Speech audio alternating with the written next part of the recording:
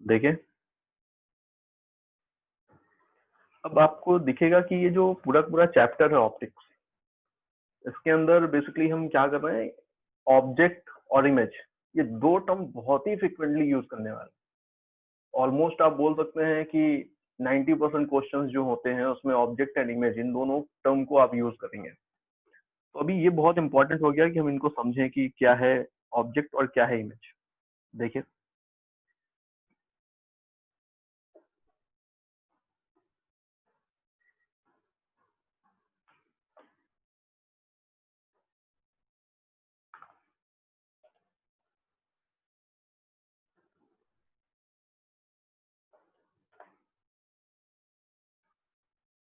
अभी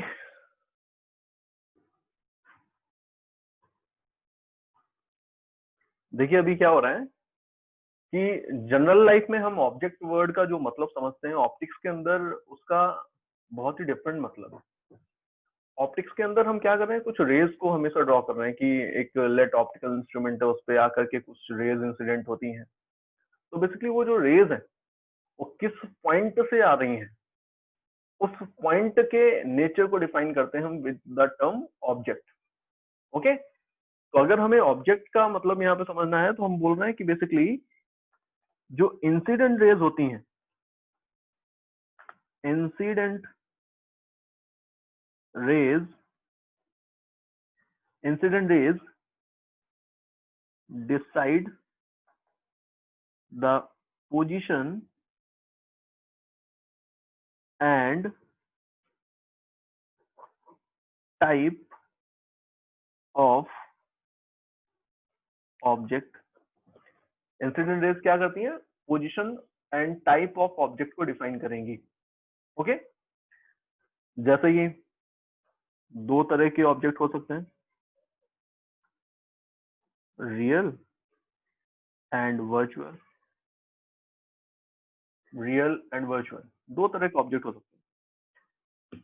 देखिए, real object कब बोलेंगे, वर्चुअल ऑब्जेक्ट कब बोलेंगे, समझिए। सपोज आपने देखा कि एक ऑप्टिकल इंस्ट्रूमेंट है, ये लेट ये एक ऑप्टिकल इंस्ट्रूमेंट है, कोई भी ऑप्टिकल इंस्ट्रूमेंट हो सकता है, यहाँ पर कोई मिरर हो सकता है, कुछ भी हो सकता है।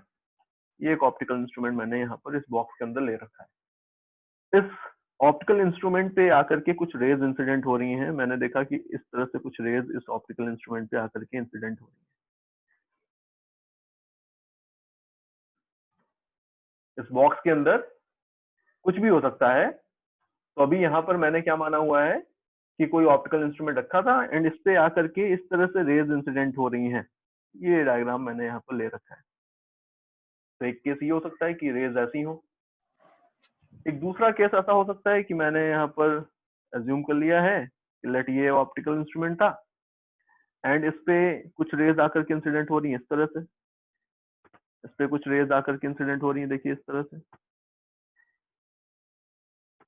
ये डायग्राम। तो एक केस ये हो सकता है कि इस पे इंसिडेंट रेज इस तरह से आ रही हो। जब आप फर्स्ट डायग्राम देख रहे हैं तो फर्स्ट डायग्राम में आपको दिख रहा है कि जो इंसिडेंट रेज हैं ये डाइवर्जिंग है ना। तो जब आपको डाइवर्जिंग इंसिडेंट रेज मिलेंगी, डाइवर्जिंग इंसिडेंट रेज मिलेंगी, तो आप बोलेंगे कि जो ऑब्जेक्ट है वो रियल ऑब्जेक्ट है। कैसा ऑब्जेक्ट है, रियल ऑब्जेक्ट है। एंड वो जो रियल ऑब्जेक्ट है वो एक्चुअल में किस पोजीशन पर प्लेस्ड मानेंगे, तो इसके लिए आप बोलोगे बेसिकली वो पॉइंट जिस पॉइंट से ये रेज आ रही हैं, कहाँ से आ रही हैं। लेट अगर आप इन रेज का पोजीशन देखो कहाँ से वो रेज आ रही है, तो ये पॉइंट आपको मिल रहा है। तो this point will be the position of object. इस पॉइंट को हम बोलेंगे कि इस पॉइंट पे ऑब्जेक्ट है। ओके, जब आपको डाइवर्जिंग इंसिडेंट रेज मिल रही तो हमने इस तरह का ज्योमेट्री यहाँ पर ड्रॉ की हुई है। बट अगर आपको सेकंड केस देखें, सेकंड केस अगर आपको कन्वर्जिंग इंसिडेंट रेज मिल रही है तो क्या करेंगे, कन्वर्जिंग इंसिडेंट रेज अगर आपको दिखेंगी तो आप बोलोगे ऑब्जेक्ट कैसा है, वर्चुअल है। एंड किस पॉइंट पे है ऑब्जेक्ट, तो इस केस में आप बोलोगे बेसिकली वो पॉइंट जहां से ये रेज आ रही थी। बट अगर आप यहाँ पर देखो जब ये कन्वर्जिंग है तो ऐसा कोई पॉइंट नहीं है जहां से ये रेज आ रही है, आप इनको कितना भी एक्सटेंड करेंगे आपको ऐसा पॉइंट तो दिख नहीं रहा है पीछे, है ना। तो जब आप कन्वर्जिंग इंसिडेंट रेज देख रहे हैं, इन दैट केस आप बोलोगे कि बेसिकली ये रेज जिस पॉइंट पे जाकर के मिलती, देखिए मैं इनको अब आगे की तरफ एक्सटेंड कर रहा हूं, तो आगे की तरफ अगर मैं एक्सटेंड करूंगा तो मुझे यहाँ पर इस तरह से ये एक पॉइंट मिल रहा था कि अगर इस पॉइंट को देखें हम, ये इस पोजीशन पर ये ऑप्टिकल इंस्ट्रूमेंट अगर नहीं होता तो ये रेज जा करके इस पॉइंट पे मिलने वाली थी। तो ये जो पोजीशन है जहां पर ये इंसिडेंट रेज कन्वर्ज होने जा रही थी, उस पोजीशन को हम बोलने वाले हैं इस बार ऑब्जेक्ट। क्लियर है क्या? तो आपको जब डाइवर्जिंग इंसिडेंट रेज मिलेंगी तो आप बोलोगे रियल ऑब्जेक्ट है, कहां पर है, तो वो पॉइंट जहां से वो रेज आती हुई दिख रही है। एंड कन्वर्जिंग इंसिडेंट रेज मिलेंगी तो आपको वर्चुअल ऑब्जेक्ट मिलेगा, कहां पर होगा ऑब्जेक्ट, वो पॉइंट जहां पर वो कन्वर्जिंग इंसिडेंट रेज कन्वर्ज होने जा रही थी, उस पोजीशन पर आप वर्चुअल ऑब्जेक्ट को प्लेस्ड मानोगे। क्लियर है? बताइए, समझ पा रहे हैं? देन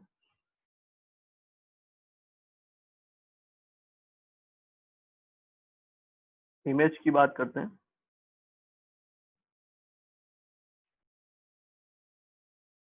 अब देखिए, जब हमने ऑब्जेक्ट की बात की है तो इंसिडेंट रेज जो होंगी वो ऑब्जेक्ट की पोजीशन और टाइप को डिफाइन करने वाली है, ठीक है। इमेज की बात करें तो इमेज के लिए हम बोल रहे हैं रिफ्लेक्टेड और refracted rays decide the position and type of object. Reflected or refracted rays decide the position and type of image. Reflected raise और रिफ्रैक्टेड रेज कौन सी होती हैं आपको पता है। अभी मैंने यहाँ पर मान लिया कि लेट ये बॉक्स है, इस बॉक्स के अंदर कोई ऑप्टिकल इंस्ट्रूमेंट हो सकता है, कोई लेंस हो सकता है, कोई मिरर हो सकता है, या लेट कोई प्रिज्म हो सकता है, कुछ भी ऐसा हो सकता है। मैं भी अपने अकॉर्डिंगली यहाँ पे बोल रहा हूँ, लेट इस पे लेफ्ट साइड से आकर के कुछ रेज इंसिडेंट होती हैं, लेट रिफ्रैक्ट होने के बाद ये रेज मुझे ऐसे जाती हुई दिख रही है। देखिए, रिफ्रैक्ट होने के बाद मुझे ये रेज ऐसे ही जाती हुई दिखी, देख पा रहे हैं। तो आफ्टर द रिफ्रैक्शन जो रेज आपको मिलती हैं, इनको आप बोलते हैं दीज आर रिफ्रैक्टेड रेज। तो मुझे रिफ्रैक्टेड रेज ऐसी दिख रही है, ओके, पास कर गई इसको। देन एक केस ऐसा हो सकता है जब आपको रिफ्रैक्टेड रेज या रिफ्लेक्टेड रेज इस तरह से जाती हुई दिखे।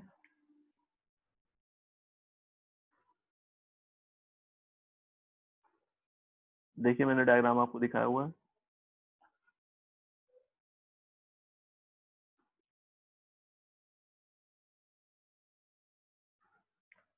ओके, इन दिस केस आप क्या बोलेंगे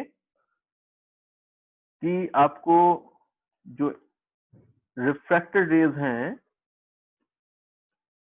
इस केस में आपको रिफ्रैक्टेड रेज कैसी मिल रही हैं, कन्वर्जिंग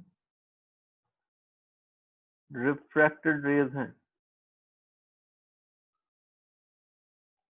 इस केस में आपको डाइवर्जिंग रिफ्रैक्टेड रेज दिख रही हैं। तो अगर आपको कहीं पर भी कन्वर्जिंग रिफ्रैक्टेड रेज मिल रही हैं, दैट मीन जो इमेज बन रही है वो रियल है। कैसी इमेज है? रियल इमेज है। एंड अगर आपको कहीं पे डाइवर्जिंग रिफ्रैक्टेड रेज मिल रही हैं तो इमेज कैसी है? वर्चुअल है। Converging refracted rays real image, diverging refracted rays virtual image. किस पोजीशन पर बन रही होगी इमेज, किस पोजीशन पर इमेज है? तो इसके लिए आप यहाँ पर कन्वर्जिंग रिफ्रैक्टेड रेज को देखेंगे, आप बोलेंगे जहां पर ये रेज कन्वर्ज होने जा रही थी, देखिए मैंने पॉइंट दिखाया हुआ है, अगर आप इनको आगे एक्सटेंड करेंगे तो ये एक पोजीशन दिख रही है, इस पोजीशन पर ये रेज कन्वर्ज होने जा रही थी ऐसे। तो ये जो पॉइंट होता, इस पोजीशन पर रियल इमेज फॉर्म हो रही है, ऐसा बोल सकते हैं। सेकंड केस में वर्चुअल इमेज की जब बात कर रहे हैं हम, तो आपको यहाँ पर इस केस में आपसे मैं बोलूं बताइए रियल इमेज कहाँ पर, आपसे मैं पूछूं बताइए इमेज कहाँ पर बन रही है, तो आप बोलेंगे कि बेसिकली इन रेज को हम एक्सटेंड करते हैं, जहां पे जाकर के ये रेज मिलती हुई हमें प्रिटेंड होती है, वहां पर इमेज बनती है। बट इस केस में जब डाइवर्जिंग रिफ्लेक्टेड रेज है, तो आगे की तरफ बढ़ाने पे फॉरवर्ड एक्शन में आप इनको ज्वाइन नहीं करा सकते। तो अब आपको क्या करना पड़ेगा, आपको इनको बैक साइड में एक्सटेंड करना पड़ेगा। मैंने बैक साइड में एक्सटेंड कर दिया है, देखें ये पॉइंट मुझे मिला है। This point will be called the position of virtual image. Virtual image इस पोजीशन पर फॉर्म हुई होगी। ओके, देखते हैं कुछ एग्जांपल्स, देखते हैं और क्लियर होगा आपको एग्जैक्टली क्या हुआ यहाँ पर।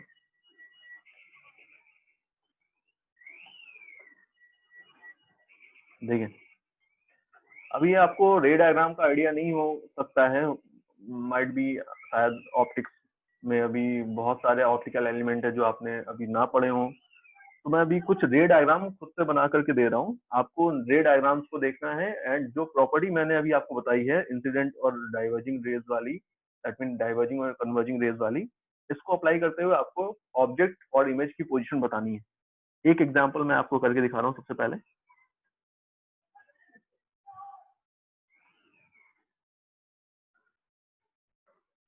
क्या है ये, कॉन्वेक्स लेंस, जानते हैं?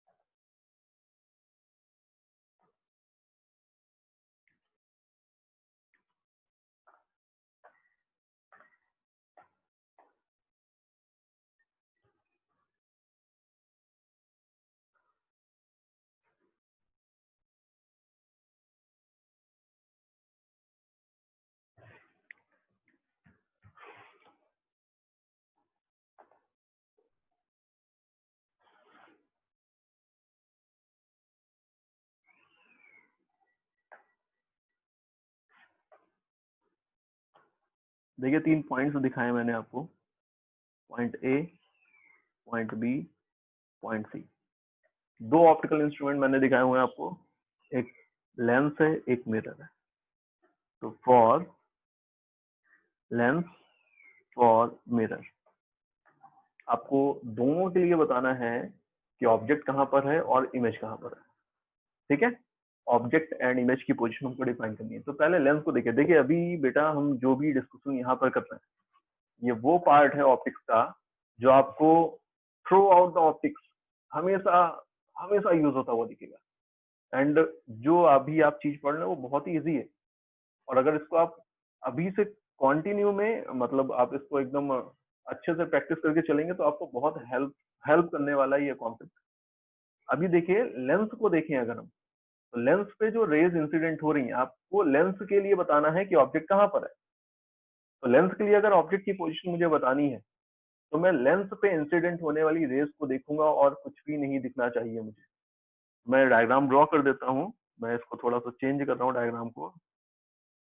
देखिए मैंने जब फर्स्ट पार्ट में बोला आपसे कि लेंस के लिए ऑब्जेक्ट कहाँ पर है ये मुझे बताना है, तो मैंने ऐसा कुछ डायग्राम कर दिया। बताइए लेंस के लिए ऑब्जेक्ट कहाँ पर, लेंस पे इंसिडेंट होने वाली रेज देखनी है आपको, कहाँ से आ रही है, पॉइंट ए से आ रही है। कैसी हैं, तो डाइवर्जिंग इंसिडेंट रेज है। डाइवर्जिंग इंसिडेंट रेज होंगी अगर, तो रियल ऑब्जेक्ट होगा। किस पोजीशन पर होगा, जहां से वो ऑब्जेक्ट इंसिडेंट हो रही है, जहां से वो रेज आ रही है। तो पॉइंट ए से रेज आ रही है लेंस पर, तो आप पॉइंट ए पर बोलेंगे कि रियल ऑब्जेक्ट प्लेस होगा, है ना। तो इन दिस केस आपका आंसर क्या होने वाला है, तो फॉर लेंस ऑब्जेक्ट रियल होगा, रियल ऑब्जेक्ट होगा एंड वो भी पॉइंट ए पर। समझ पा रहे हैं? ठीक है क्या? अब आपसे मैं बोल रहा हूं कि बताइए लेंस ने जो इमेज फॉर्म की होगी वो कहां पर फॉर्म की? तो लेंस ने जो इमेज फॉर्म की उसको मुझे देखना है। इन दैट केस मैं लेंस से रिफ्रैक्ट होने वाली रेज को देखूंगा। लेंस से रिफ्रैक्ट होने वाली रेज देखिए, दिखा रहा हूं आपको लेंस से रिफ्रैक्ट होने वाली रेज।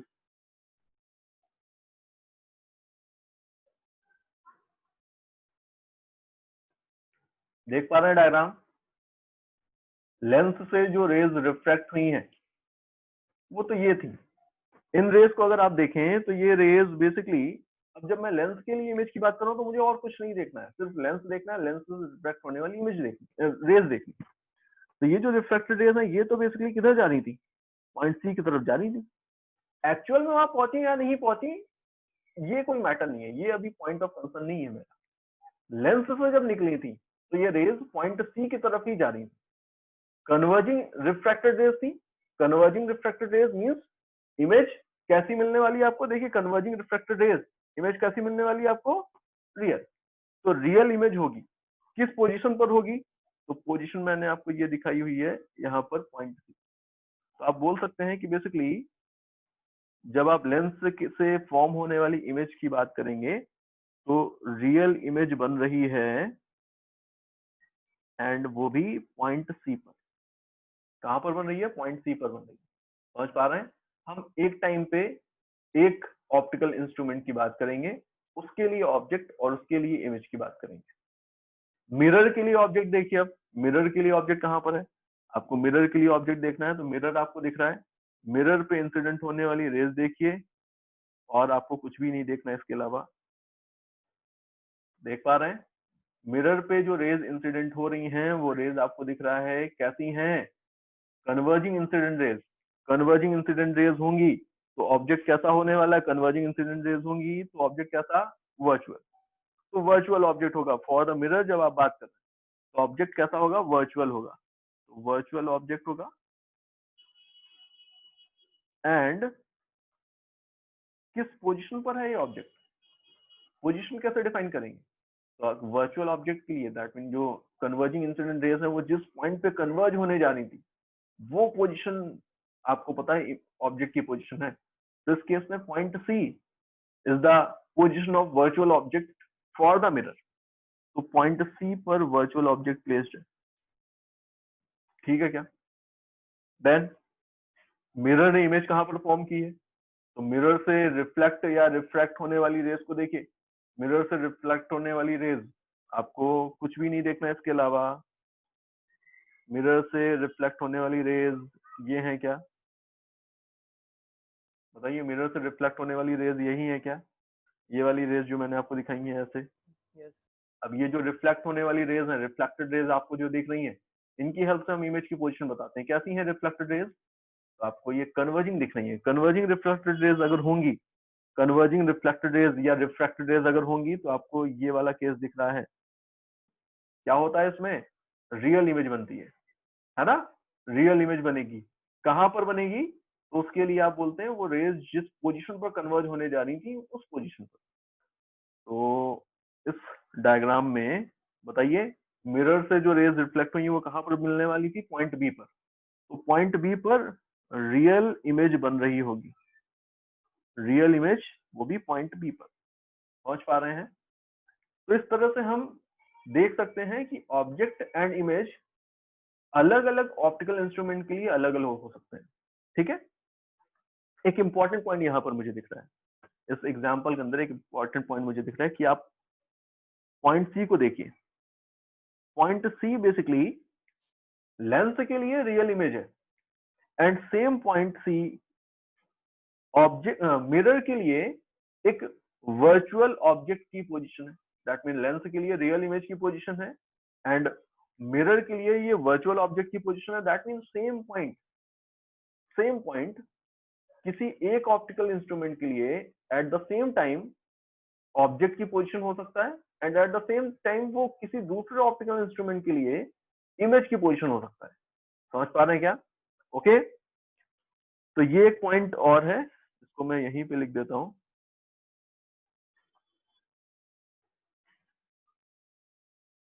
देखें,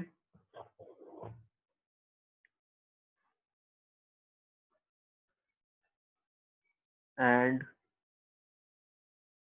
image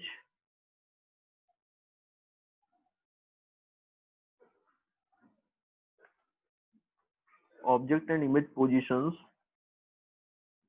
are always defined with respect to an optical instrument। किसके रिस्पेक्ट में डिफाइन किए जाते हैं हमेशा? और किसी ऑप्टिकल इंस्ट्रूमेंट के रिस्पेक्ट में ही डिफाइन किए जाते हैं। ठीक है, same point can be object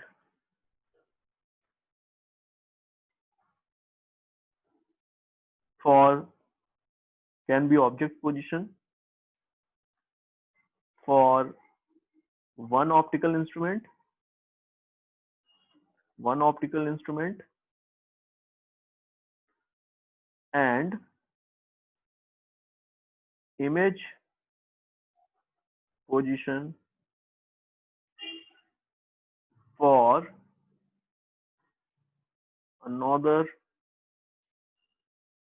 optical instrument। समझ पा रहे हैं? ये पॉइंट समझ पा रहे हैं? अभी मैंने आपको जो बताया कि बेसिकली सेम टाइम पे सेम पॉइंट किसी एक ऑप्टिकल इंस्ट्रूमेंट के लिए ऑब्जेक्ट हो सकता है and at the same time वो किसी और के लिए इमेज हो सकता है। तो हम किसी ऑप्टिकल इंस्ट्रूमेंट के रिस्पेक्ट में हम डिफाइन करते हैं हमेशा कि ये जो गिवन पोजीशन है वो ऑब्जेक्ट की पोजीशन है या इमेज की पोजीशन है। ओके, समझ पा रहे हैं? अभी देखिए कुछ एग्जांपल आपको करने हैं।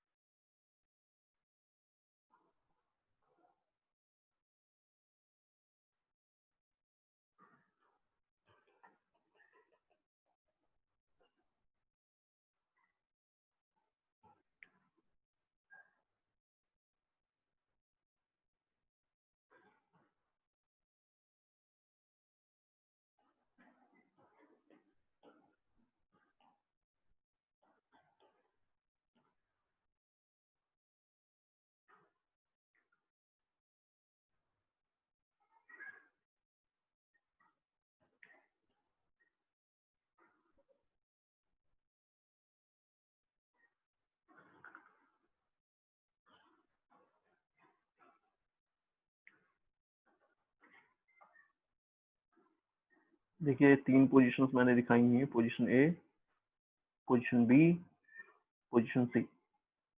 ये रेज का मैंने आपको डायरेक्शन दिखाई हुई है, लेंस है, मिरर है। बताइए ऑब्जेक्ट और इमेज की पोजीशन क्या होगी for Lenz and for mirror. Okay, try करिए भाई, ऑब्जेक्ट और इमेज की पोजीशन आपको बतानी है।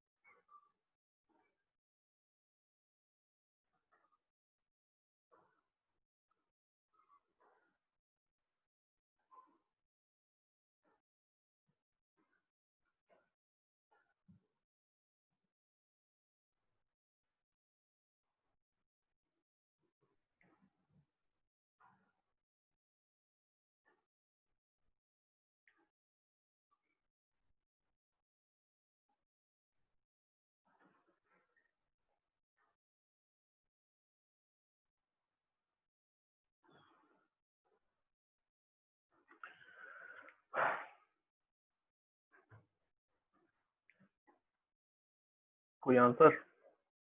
ऑब्जेक्ट ए वर्चुअल इमेज है। तो भाई इसमें लेंस के लिए अगर बात करें तो अब लेंस के लिए बोलने वाले हैं कि भाई लेंस के लिए ऑब्जेक्ट कहाँ पर है ये हमको बताना है। तो हम लेंस में इंसिडेंट होने वाली रेज देखेंगे। लेंस पे जो रेज इंसिडेंट हो रही हैं वो ये वाली रेज हैं। देखिए ये वाली रेज, तो ये रेज आपको डाइवर्जिंग दिख रही है। डाइवर्जिंग इंसिडेंट रेज होंगी तो रियल ऑब्जेक्ट होगा। किस पोजीशन पर होगा? जहां से वो डाइवर्जिंग इंसिडेंट रेज आ रही थी। तो पॉइंट ए पर रियल ऑब्जेक्ट होगा, रियल ऑब्जेक्ट है, और वो भी पॉइंट ए पर है। ठीक है क्या? देन इमेज कहां पर बनाई है लेंस ने? तो लेंस से रिफ्रैक्ट होने वाली रेज को देखिए। लेंस से जो रेज रिफ्रैक्ट हो रही हैं वो ये वाली रेज हैं। देखिए ये वाली रेज, इन रेज को अगर आप देखेंगे तो डाइवर्जिंग रिफ्रैक्टेड रेज हैं। डाइवर्जिंग रिफ्रैक्टेड रेज अगर होंगी तो वर्चुअल ऑब्जेक्ट, वर्चुअल इमेज बनेगी। ये मैंने अभी आपको बताया था कि डाइवर्जिंग रिफ्रैक्टेड रेज अगर होंगी तो वर्चुअल ऑब्जेक्ट, वर्चुअल इमेज होगी। तो वर्चुअल इमेज बन रही है इस केस में। किस पोजीशन पर बनेगी? वर्चुअल इमेज जब आप यहाँ पर डाइवर्जिंग रेज देख रहे हैं तो आपको बैक साइड में एक्सटेंड करना पड़ेगा। तो आपको बी पोजीशन मिल रही है कि अगर आप इनको बैक साइड में एक्सटेंड करेंगे तो पोजीशन बी आपको मिलेगी। तो position B is the position of virtual image for the lens. तो वर्चुअल इमेज बन रही है और वो भी पॉइंट बी पर। Virtual image at B. Mirror के लिए देखिए सिमिलरली, मिरर के लिए मिरर पे जो रेज इंसिडेंट हो रही हैं, सिर्फ और सिर्फ इन रेज को देखिए। ये रेज बेसिकली कैसी हैं, बताइए कैसी हैं rays? Diverging, diverging incident rays. Diverging incident rays तो अगेन ऑब्जेक्ट रियल कहां पर है, तो जहां से वो डाइवर्जिंग इंसिडेंट रेज आ रही है, तो पॉइंट बी वो पोजीशन है। तो इस बार आप बोलेंगे रियल ऑब्जेक्ट है एंड वो भी पॉइंट बी उसकी पोजीशन है। जब आप इमेज की बात करेंगे तो मिरर से रिफ्लेक्ट होने वाली रेज, रिफ्लेक्टेड रेज कौन सी हैं, ये वाली, बताइए। मिरर से रिफ्लेक्ट होने वाली रेज तो ये है। इन रेज को देखिए केवल, इन रेज को अगर आप देखेंगे तो डाइवर्जिंग रिफ्लेक्टेड रेज या रिफ्रैक्टेड रेज हैं। डाइवर्जिंग रिफ्लेक्टेड रेज अगर होंगी तो वर्चुअल इमेज बनेगी। किस पोजीशन पर बनेगी, तो आपको बैक साइड में एक्सटेंड करना पड़ेगा। बैक साइड में अगर आप एक्सटेंड करेंगे तो आपको पोजीशन सी दिख रही है यहाँ पर इस बार। तो position C is the position of virtual image for the mirror. समझ पा रहे हैं, बताइए ठीक है क्या? नेक्स्ट, नेक्स्ट एग्जांपल देखिए। इस बार मैंने यहाँ पर एक लेंस और एक मिरर लिया हुआ है एंड इस तरह की आपको यहाँ पर रे डायग्राम गिवन है। पॉइंट ए से रेज जा रही हैं, लेंस पे इंसिडेंट हो रही हैं, लेंस से रिफ्रैक्ट हो रही है, रिफ्रैक्ट होने के बाद मिरर पे जब ये इंसिडेंट हो रही है तो आपको दिख रहा है मिरर पे ये नॉर्मली इंसिडेंट हुई है। नॉर्मली इंसिडेंट होंगी अगर तो वापस से ये उसी पाथ के अलॉन्ग रिट्रेस कर रही हैं। अगर आपको ये प्रॉपर्टी पता है तो अच्छी बात है, नहीं पता है तो भी आप यहाँ पर इस रे डायग्राम को देख करके आंसर दे सकते हैं। क्या बताना है आपको? सेम क्वेश्चन कि मिरर और लेंस के लिए ऑब्जेक्ट और इमेज की पोजीशन कौन सी होंगी एंड उनका नेचर भी क्या होगा। Find nature and position of object and image for Lenz and mirror. बताइए जल्दी से आंसर।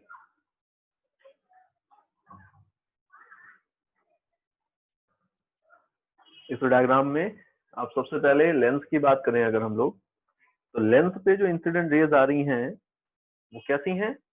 डाइवर्जिंग। एंड अगर डाइवर्जिंग होंगी तो ऑब्जेक्ट रियल होगा। तो रियल ऑब्जेक्ट है किस पोजीशन पर, जहां से वो डाइवर्जिंग इंसिडेंट रेज आ रही है। तो कहां से आ रही है? पॉइंट ए से आ रही है। तो point A is the position of real object for the lens. Then image कहां पर बन रही है? तो लेंस से रिफ्रैक्ट होने वाली रेज। अब लेंस से जब रिफ्रैक्ट होने वाली रेज आप देख रहे हैं तो ये रेज है, ये रेज कन्वर्जिंग दिख रही है आपको। तो कन्वर्जिंग रिफ्रैक्टेड रेज अगर होंगी तो इन दैट केस आपको इमेज रियल मिलती है। किस पोजीशन पर? जहां पर वो कन्वर्ज होने जा रही है। तो position B is the position of real image for the lens. तो रियल इमेज बन रही है एंड वो भी पॉइंट बी पर बन रही है। मिरर को देखिए, अब मिरर पे इंसिडेंट होने वाली रेज आपको देखनी है तो भाई आपको ये दिख रहा है कि ये जो लेंस से रेज आई थी यही तो मिरर पे इंसिडेंट हुई है। तो ये जो रेज आ रही हैं ये रेज आपको कन्वर्जिंग दिख रही है। कन्वर्जिंग इंसिडेंट रेज मतलब वर्चुअल ऑब्जेक्ट किस पोजीशन पर? जहां पर वो कन्वर्ज होने जा रही थी। तो point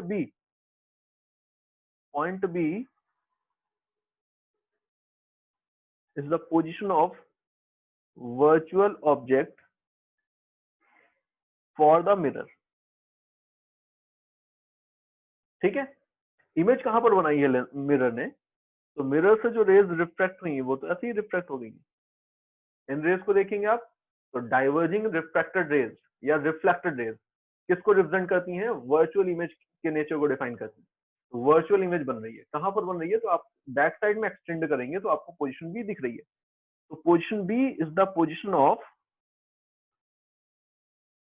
virtual image for the mirror. समझ पा रहे हैं क्या? ओके इस तरह का आपको यहाँ पर, इस तरह से आप आंसर इसका कर सकते हैं। समझ पा रहे हैं आप? हम एट अ टाइम एक ऑप्टिकल इंस्ट्रूमेंट की बात करेंगे, उस पर इंसिडेंट होने वाली रेज देखेंगे, उससे रिफ्लेक्ट होने वाली रेज देखेंगे एंड नथिंग एल्स, और कुछ भी आपको अलग से करने की जरूरत नहीं है। देखिए फिर आगे क्या हो रहा है अब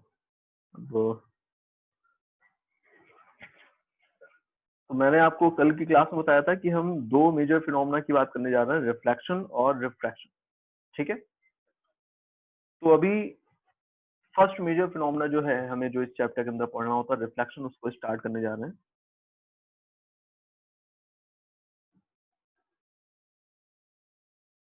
reflection,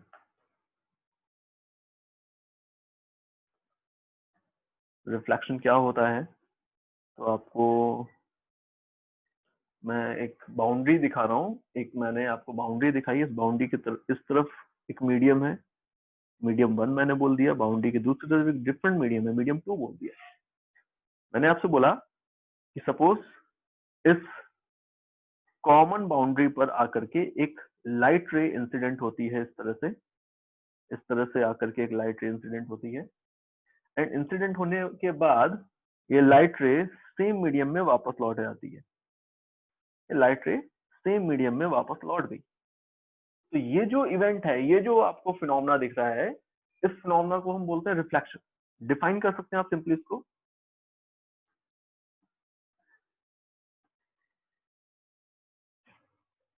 the bouncing back of incident रे into the same medium after striking the common boundary of two medium, ठीक है क्या? ओके, दो मीडियम की कॉमन बाउंड्री पे स्ट्राइक करने के बाद अगर लाइट सेम मीडियम में लौट जाती हैं तो इस फिनोमेना को हम रिफ्लेक्शन बोल रहे हैं। ओके, दो तरह का रिफ्लेक्शन होता है commonly, types of reflection, mainly दो तरह के रिफ्लेक्शन होते हैं, देखिए कौन कौन से।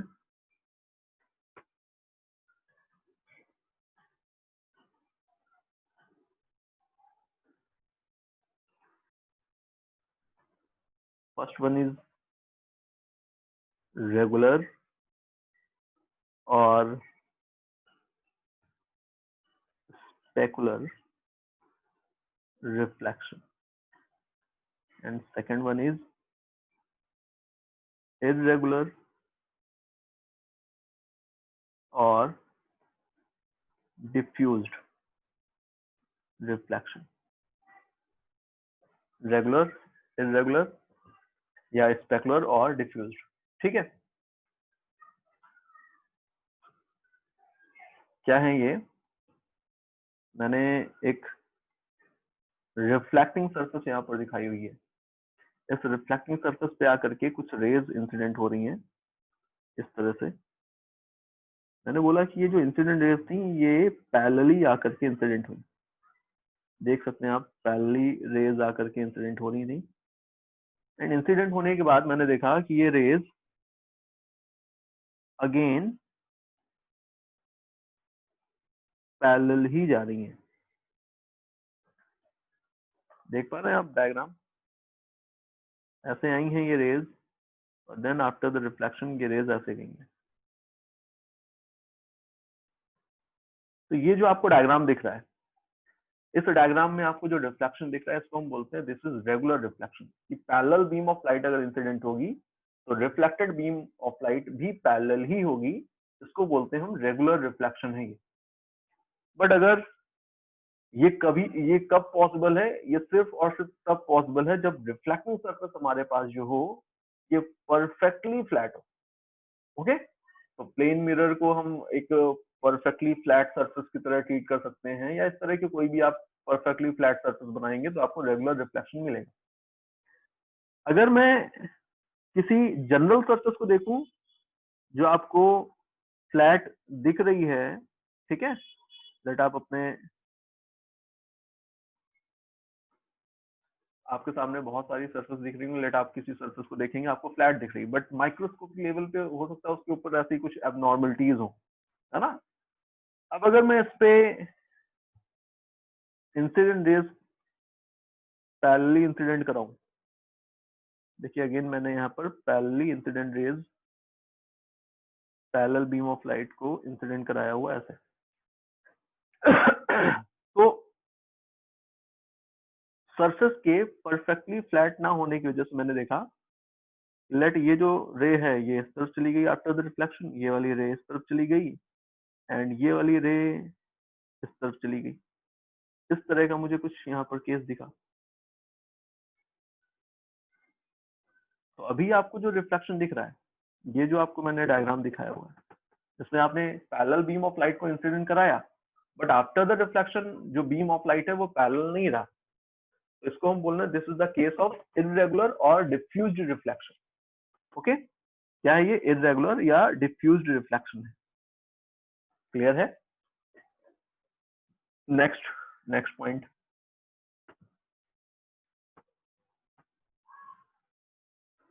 Laws of reflection, laws of reflection की बात कर रहे हैं। देखिए दो लॉ आपने पढ़े हैं as law of reflection. First law क्या था कि अगर हम किसी भी सरफेस पे कोई लाइट रे को इंसिडेंट कराते हैं, तो वो लाइट रे और वो जो लाइट रे होगी जो इंसिडेंट हुई उसको हम क्या बोलते थे? इंसिडेंट रे, है ना। जिस पॉइंट पे लाइट रे इंसिडेंट होती है उसको क्या बोलते हैं? देखिए मैं एक बार सारे टर्म्स दिखा देता हूँ। देखिए ऐसा कुछ हो रहा है, ये एक लाइट रे आई है, देन ये रिफ्लेक्ट होकर के गई है। देखिए इसको, इस रे को क्या बोलते हैं? ये जो आकर के इंसिडेंट हो रही है इसको क्या बोलते हैं? इंसिडेंट रे ना। तो दिस इज इंसिडेंट रे। ये जो रे इधर जा रही है इसको क्या बोलते हैं? Reflected ray. इसको क्या बोलते हैं? This is point of incidence. And ये जो मैंने यहाँ पर आपको डायरेक्शन दिखाई हुई है, देखिए ये एक, अगर मैं यहाँ पर इस तरह से देखूं, मैंने यहाँ पर एक इस तरह से ये जो दिखाया हुआ है वेक्टर का साइन, इसको हम बोल रहे हैं नॉर्मल, यूनिट नॉर्मल वेक्टर ले सकते हैं अगर हम यूनिट वेक्टर यहाँ पे कंसिडर करें, या फिर सिंपली कुछ भी नहीं बोला तो हम बोल रहे हैं this is the normal at the point of incidence and this is the reflecting surface. ऐसा कुछ है। तो फर्स्ट लॉ सिंपली क्या बोलता है कि incident ray normal and reflected ray all lie in same plane। इसका मतलब आप लोग समझते होंगे, है ना। मैं आपको एक डायग्राम दिखा रहा हूँ 3 डायमेंशन, शायद उससे और क्लियर हो जाए आपको।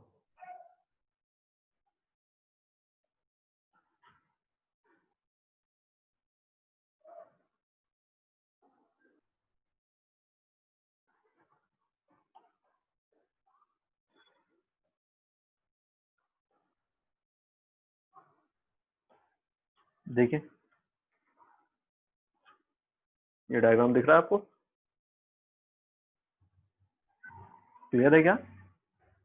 3 डायमेंशनली आपको मैंने दिखाया हुआ है कि भाई इंसिडेंट रे, रिफ्लेक्टेड रे और नॉर्मल, ये सारे के सारे एक ही प्लेन में लाई कर रहे हैं और इस प्लेन को हम प्लेन ऑफ इंसिडेंस बोल सकते हैं।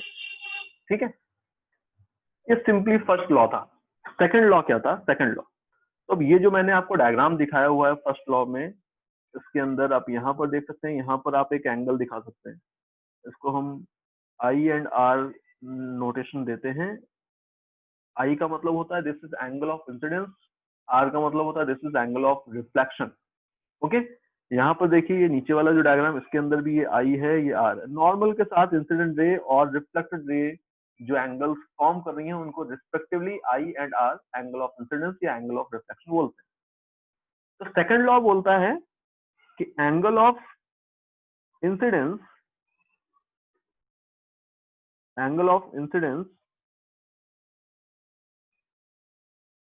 ऑलवेज एंगल ऑफ रिफ्लेक्शन के इक्वल होगा। अगर कभी भी कहीं पे भी रिफ्लेक्शन हो रहा है, हमने वर्ड यूज किया है कि रिफ्लेक्शन हो रहा है, तो ऑलवेज एंगल ऑफ इंसिडेंस और एंगल ऑफ रिफ्लेक्शन दोनों इक्वल होने वाले हैं। तो अभी आई एंड आर के टर्म में भी आप इसको ऐसे लिख सकते हैं। ठीक है, बताइए कोई कंफ्यूजन इसमें?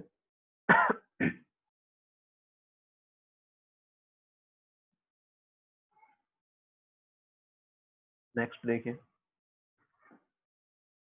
सर एक सेकंड, पॉइंट 2 दिखा दीजिएगा। कौन सा बेटा? Okay sir, okay.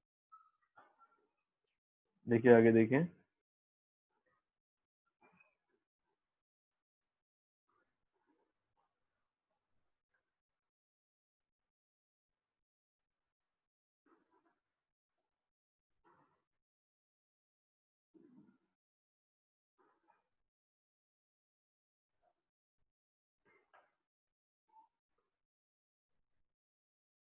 देखिए लॉज ऑफ रिफ्लेक्शन का प्रूफ भी हम दे सकते हैं। अगर आपसे बोला जाए बताइए प्रूव करिए, ये जो लॉज ऑफ रिफ्लेक्शन है इनको प्रूव करना है, आपको डिराइव करना है, तो इसको भी डिराइव कर सकते हैं। कैसे डिराइव कर सकते हैं? तो इसको डिराइव करने के लिए हम एक प्रिंसिपल को यूज करते हैं, थ्योरम को यूज करते हैं, जिसको हम बोलते हैं फर्मेट थ्योरम। बहुत पहले ये फर्मेट नाम के एक साइंटिस्ट थे जिन्होंने थ्योरम दी हुई थी। ओके, तो ये जो फर्मेट थ्योरम है ये क्या कहती है? According to this theorem, according to this principle, पहले समझते हैं फिर लिखते हैं। ठीक है, मैंने यहाँ पर आपको एक पॉइंट दिखाया हुआ है, let this is a point A, एक पॉइंट यहाँ पर दिखाया हुआ है पॉइंट बी। मैंने यहाँ पर एक रिफ्लेक्टिंग सरफेस ले लिया। आपको पता है हम रिफ्लेक्टिंग सरफेस को इस तरह से दिखाते हैं कुछ, है ना? एक पॉइंट ए है, एक पॉइंट बी है, इन दोनों के बीच में ये जो सेपरेशन आप देख रहे हैं ये हमको गिवन है। This separation is given. देखिए मैं सारी जियोमेट्री पहले डायमेंशन यहाँ पर जितनी भी है वो दिखा देता हूँ।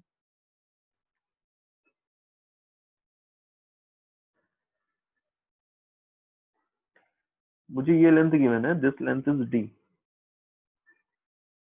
कितनी है ये लेंथ? डी है। ओके, ये लेंथ h1 है,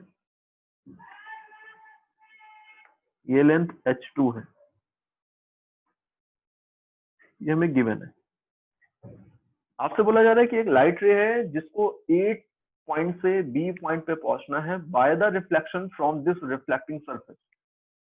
तो उसके पास अगर हमें लॉज ऑफ रिफ्लेक्शन अभी तक नहीं पता है, तो एग्जैक्टली हम आई और आर वाला रिलेशन यूज नहीं कर रहे हैं। अभी अभी मैं बोल रहा हूँ लाइट, अगर लॉज ऑफ रिफ्लेक्शन नहीं पता है तो लाइट के पास बहुत सारे ऐसे पाथ थे, वो किसी भी पाथ के थ्रू जा सकती। लाइट ऐसे आती, देन ऐसे चली जाती, लाइट ऐसे आती, देन ऐसे चली जाती, ऐसे आकर के ऐसे चली जाए, ऐसे आकर के ऐसे चली जाए।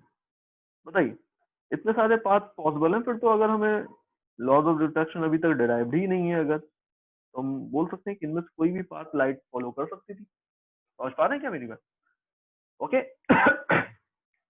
तो ये जो फॉर्मेट है, इन्होंने बोला कि बेसिकली अगर लाइट को किसी एक पॉइंट से दूसरे पॉइंट तक जाना होगा तो लाइट हमेशा वो पाथ चूज करेगी जिस पाथ में उसको मिनिमम टाइम लग रहा हो। ओके, क्या मैंने बोला? लाइट हमेशा किसी एक पॉइंट से दूसरे पॉइंट तक जाने के लिए वो पाथ चूज करेगी जिसमें लीस्ट टाइम लगेगा उसको। This is the format theorem. Okay, तो इस पॉइंट को कॉन्सेप्ट बनाते हुए अब हम लॉज ऑफ रिफ्लेक्शन को प्रूव करने वाले हैं। क्या अभी मैं अभी यहाँ पर बहुत सारे पॉसिबल पाथ थे, उसमें से एक जनरल सा मैंने कोई पाथ ले लिया है। एग्जैक्टली यहाँ पर मैंने इस तरह से दिखा दिया कुछ। मैंने बोला कि लाइट ऐसे आती है और ऐसे चली जाती है। मुझे एग्जैक्टली नहीं पता अभी एंगल्स क्या बनना है, मैंने यहाँ पर मैंने मान लिया है लेट लाइट रे से आती है और एक्स डिस्टेंस पे स्ट्राइक करती है। यहाँ पर ये वाली डिस्टेंस कितनी होगी, डी माइनस एक्स होगी। लेट ये एक पॉइंट था, पॉइंट ओ, इस पॉइंट पे लाइट रे आती है, स्ट्राइक करती है, स्ट्राइक करके ऐसे चली जाती है, और यहाँ पर जो एंगल बन रहा है और यहाँ पे जो एंगल बन रहा है, इनके बीच में क्या रिलेशन है मुझे नहीं पता। ठीक है, तो पॉइंट ए से लाइट आती है, पॉइंट ओ पे स्ट्राइक करती है, ओ से बी पे जाती है, एंड एक्स जो है कोई भी जनरल सी लेंथ है और एक्स की वैल्यू कुछ भी हो सकती है, मुझे नहीं पता एग्जैक्टली। तो अभी टोटल पाथ जो यहाँ पर लाइट ट्रेवल करने वाली है, लेट उसको टोटल पाथ लेंथ को मैंने एल बोला है। तो एल किसके इक्वल होगा, एल इक्वल होगा ए ओ प्लस ओ बी के, होगा ना। लेंथ कितना होगा, ए ओ प्लस ओ बी, इतनी टोटल लेंथ यहाँ पर लाइट ट्रेवल करने वाली है। तो फर्मेट प्रिंसिपल क्या है, पहले फर्मेट प्रिंसिपल को मैं लिख देता हूँ। According to Fermat's principal,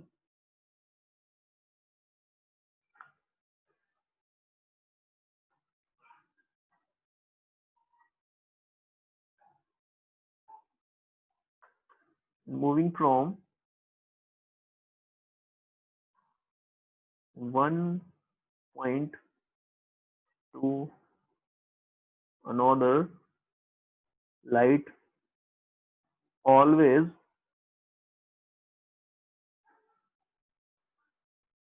choose a path in which time taken to reach is minimum। क्या हो रहा है, in moving from one point to another, light always choose a path in which time taken to reach is minimum। ठीक है, तो अभी यहाँ पर इस प्रिंसिपल को यूज करते हुए हम यहाँ पर लॉज ऑफ रिफ्रैक्शन को डिराइव कर रहे हैं। मैंने आपसे बोला कि इस सिचुएशन में जो टोटल लेंथ यहाँ पर ट्रेवल कर रही होगी लाइट रे, वो ए टू ओ आई है, देन ओ टू बी गई है। तो लाइट रे ने टोटल लेंथ कितनी ट्रेवल की, ए ओ प्लस ओ बी। अब अच्छा, मिनिमम टाइम कब लगेगा, लाइट की स्पीड सेम मीडियम के अंदर अगर आप लाइट को मूव करा रहे हैं तो स्पीड तो चेंज नहीं हो रही है, स्पीड तो उतनी है। मिनिमम टाइम कब लगेगा, मिनिमम टाइम तो तब लगेगा जब मिनिमम पाथ ही ट्रेवल करे। बताइए, जब मिनिमम पाथ ट्रेवल करेगी, पाथ लेंथ जब मिनिमम होगी तभी तो टाइम भी मिनिमम होगा, है ना। तो अभी आपको ये जो क्वांटिटी दिख रही है एल, इसको मैं एक्स के टर्म में लिख रहा हूँ। देन मुझे पता है कि एल को मुझे मिनिमम रखना है, तो एल इक्वल होगा, एल देखिए यहाँ से मैं एल लिख रहा हूँ, this is H one square plus x square का रूट, लिखा जा सकता है। ए ओ की वैल्यू इतनी है, देन ओ बी की वैल्यू कितनी है, H two square plus d minus x का स्क्वायर, एच टू इतना है। बताइए ठीक है। एक्स की आप डिफरेंट डिफरेंट वैल्यूज लेंगे तो आपको लेंथ, ये जो एल लिखी है मैंने टोटल पाथ लेंथ, ये डिफरेंट डिफरेंट मिलने वाली है, क्योंकि एक्स का फंक्शन है, ये एल आपको दिख रहा है। मिनिमम लेंथ एल कब होगी, एक्स की वो वैल्यू जिसके करस्पॉन्डिंग एल मिनिमम होगा, ये मुझे निकालना। तो इसके लिए मैं क्या करूंगा, मैक्सिमा और मिनिमा को यूज करने वाला हूँ। तो बाय मैक्सिमा मिनिमा उसको यूज करने के लिए मुझे डीएल बाई डी एक्स निकालना होगा, उसको जीरो करना होगा। तो पहले डीएल बाई डी एक्स निकाल देते हैं, डिफ्रेंशिएट कर रहा हूँ मैं इसको, डिफ्रेंशिएट करेंगे चेन रूल लगाते हुए, कितना आएगा, तो this will be x upon root under h one square plus x square. देखिए यही तो होगा, h one square plus x square to the power one by two था, तो वन बाई टू आएगा, h one square plus x square की power one by two minus one आएगा। Then chain rule लगा रहे हैं तो अंदर वाले टर्म का डिफरेंस होगा, टू एक्स आया तो टू से टू कट गया, ये बन रहा है। सेकेंड टर्म को डिफरेंशिएट करेंगे तो ये बन रहा है, देखो d minus x upon root under h two square plus d minus x square, and यहाँ पे नेगेटिव साइन आएगा क्योंकि डी माइनस एक्स का स्क्वायर था, तो वहां पर जब आप उसको डिफरेंशिएट करेंगे तो नेगेटिव साइन आएगा। डी माइनस एक्स को डिफरेंशिएट करेंगे तो टू डी माइनस एक्स आएगा एक बार, देन एक्स का डी माइनस एक्स का वन मोर टाइम अंदर होगा तो क्या बनेगा, वो माइनस का वन, तो एक माइनस साइन और आ गया। सिंपली डिफरेंशिएट करना है, आप कर सकते हैं आराम से स्टेप बाय स्टेप। ये टर्म मुझे मिल रहा है by maxima and minima. Maxima and minima के कॉन्सेप्ट से हम बोल सकते हैं क्या dl by dx 0 होना चाहिए? बताइए, इसको मैंने 0 रख दिया है। अगर आप इसको 0 प्लेस कर देंगे तो ये रिलेशन आपको दिख रहा है कि this is equal to x upon root under h1 square plus x square minus d minus x upon root under h2 square plus d minus x square. इसको मैं ऐसे लिख सकता हूँ, this is x upon root under h1 square plus x square, ये equal है d minus x upon root under h2 square plus d minus x square. बताइए, लिख सकते हैं ऐसे? ओके, अभी देखिए यहाँ पर अगर मैं इस एंगल को बोलूँ this is I and this is R, I and R equal है ये नहीं बोल रहा हूँ, मैं बोल रहा हूँ ये I है ये R है। ये अगर एंगल I है तो ये एंगल भी I होगा क्योंकि ये नॉर्मल ड्रॉ किया था मैंने। ये R है तो ये भी R ही होगा। इस वाले ट्राइंगल के अंदर साइन I लिखिए, साइन I। साइन I क्या होगा इसके अंदर? x upon root under h1 square plus x square होगा क्या, है ना? इस वाले ट्राइंगल के अंदर साइन R लिखिए, बिगर ट्राइंगल के अंदर साइन R लिखिए। यहाँ पर क्या होने वाला है? d minus x upon root under h2 square plus d minus x square. तो आपको दिख रहा है ये जो टर्म मैंने लिखे हैं, this is nothing but sine I and this is sine R। यहाँ से आप ये भी बोल सकते हैं I is equal to R। यही तो हमें प्रूव करना था। बताइए, समझ पा रहे हैं?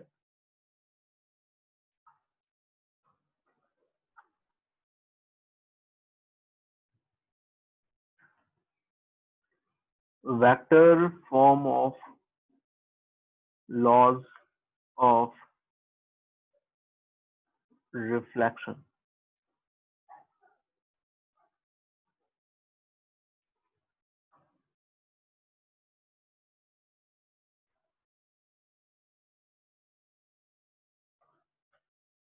देखिए वेक्टर फॉर्म क्या है इसका। एक रिफ्लेक्टिंग सरफेस मैंने आपको ये दिखा दी है,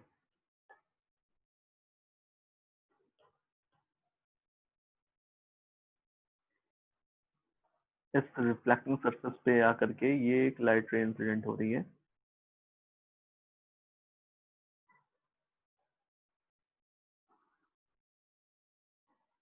एंड रिफ्लेक्ट होकर के ऐसे जा रही है।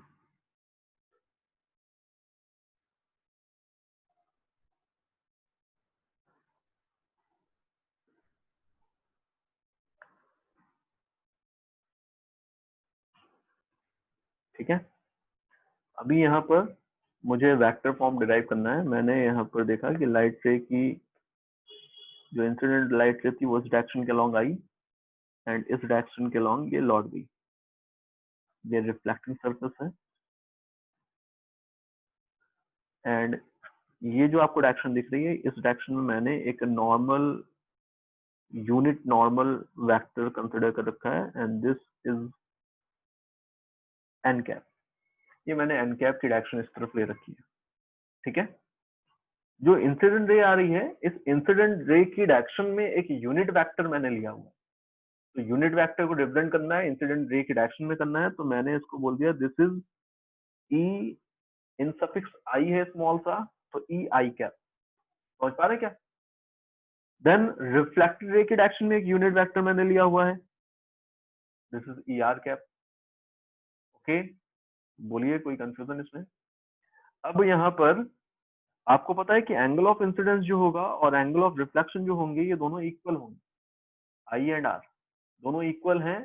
लेट इसको अगर थीटा बोल दूं मैं, तो इसको भी थीटा बोला जा सकता है, मैंने इसको भी थीटा बोल दिया। ठीक है बेटा, अब देखिए मैं क्या बोल रहा हूँ आपसे कि यहाँ पर ये दोनों जो वेक्टर्स आपने कंसिडर किए हुए हैं, unit vectors along the direction of incident ray और along the direction of reflected ray, इन दोनों यूनिट वेक्टर्स के कंपोनेंट किए जा सकते हैं। मैं कंपोनेंट कर रहा हूँ, कंपोनेंट करना तो आता ही है सबको। बताइए कंपोनेंट करेंगे अगर तो क्या क्या कंपोनेंट आने वाले हैं? तो एक देखिए ये थीटा एंगल है अगर, तो ये थीटा है, ये थीटा है तो इधर एक कंपोनेंट आएगा। देखिए ये थीटा है अगर, तो इधर वाला कंपोनेंट जो आएगा साइन कंपोनेंट आएगा, है ना? तो जब आप ए वेक्टर ए का कंपोनेंट करते हैं तो ए कॉस थीटा ए साइन थीटा ऐसे बनते हैं कंपोनेंट। यहाँ पर आपको ए का मैग्नीट्यूड अगर 1 मिल गया तो 1 मैग्नीट्यूड लेकर के आप कंपोनेंट कर रहे हैं तो 1 cos थीटा 1 sin थीटा ऐसा बन रहा होगा। तो इधर जो कंपोनेंट आएगा वो simply sin theta i cap ऐसे लिखा जा सकता है। ये डायरेक्शन मैंने एक्स एक्सिस के अलोंग ले रखी है,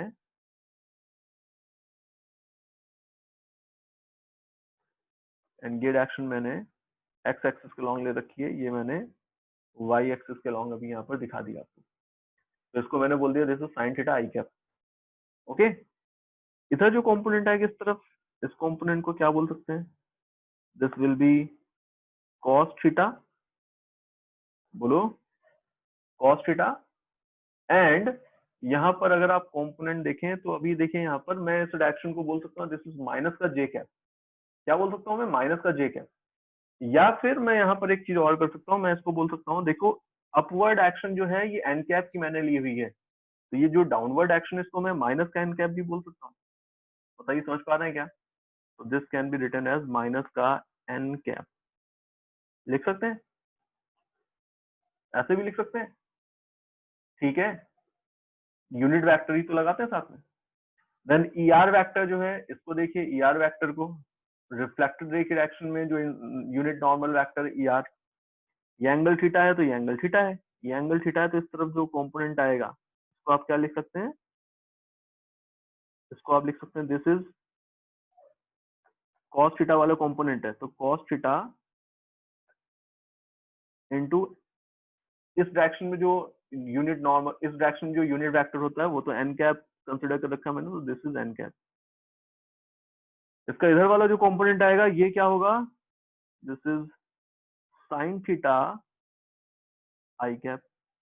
तो मैं दोनों वेक्टर्स को दिखा देता हूँ। ई आई कैप इक्वल है sine theta i cap minus cos theta n cap. E r vector equal है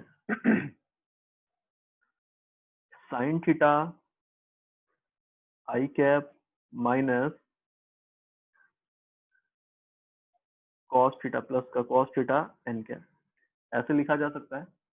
दो वेक्टर्स मुझे दिख रहे हैं, इसको इक्वेशन 1 बोल रहे हैं, इसको इक्वेशन 2 बोल रहे हैं, सिंपली 2 माइनस 1 कर दिया है। आप इक्वेशन 2 माइनस इक्वेशन 1 करेंगे अगर, तो ये रिलेशन आपको मिल रहा है e r cap minus e i cap, ये इक्वल होगा। दिख रहा है आपको? आप सब्ट्रैक्ट करेंगे तो साइन थीटा वाला टर्म सब्ट्रैक्ट हो जाने वाला है दोनों के अंदर। Cos theta n cap minus cos theta n cap, that mean minus minus plus, so this will be 2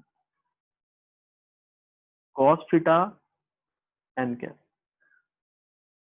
ER vector equal है EI cap plus 2 cos theta n cap. अब मुझे यहाँ पर cos थीटा की वैल्यू और चाहिए क्योंकि theta तो मैंने अज्यूम कर रखा है।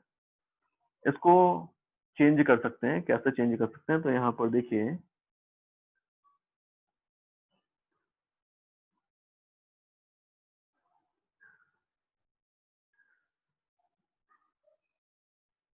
ये है n कैप, ये है n कैप, एंड ये जो डायरेक्शन थी ये EI कैप की थी,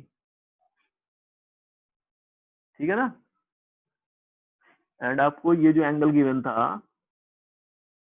दिस वाज थीटा, था क्या? सोच रहे हैं ना, ये एंगल कितना था? थीटा था।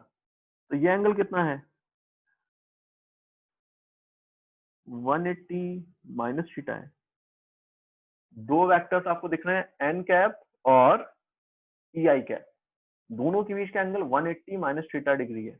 दोनों का डॉट प्रोडक्ट अगर निकालेंगे, डॉट प्रोडक्ट निकालिए दोनों का, तो डॉट प्रोडक्ट कितना आ रहा है दोनों का बताइए? आप डॉट प्रोडक्ट लिखेंगे अगर e i cap dot n cap, तो ये क्या बनेगा? Mod of e i cap plus into mod of n cap into cos of the angle between them. यही होता है क्या? ये रिलेशन होता है। इस रिलेशन में आपको दिख रहा है यूनिट वेक्टर्स से ये सब तो 1 हो गया है, ये simply cos 180 minus theta, cos 180 minus theta minus का cos theta is equal to e i cap dot n cap. Cos theta की वैल्यू कितनी है, माइनस का e i cap dot n cap, cos theta की ये value रख देते हैं, दिस इज 2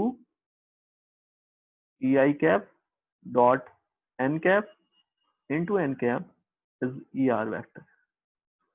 ये रिलेशन यहाँ पर मुझे मिल रहा है, ठीक है। देखिए वापस से बताइए अगर कहीं पर कोई डाउट आ रहा है तो। समझ पा रहे हैं क्या क्या किया है?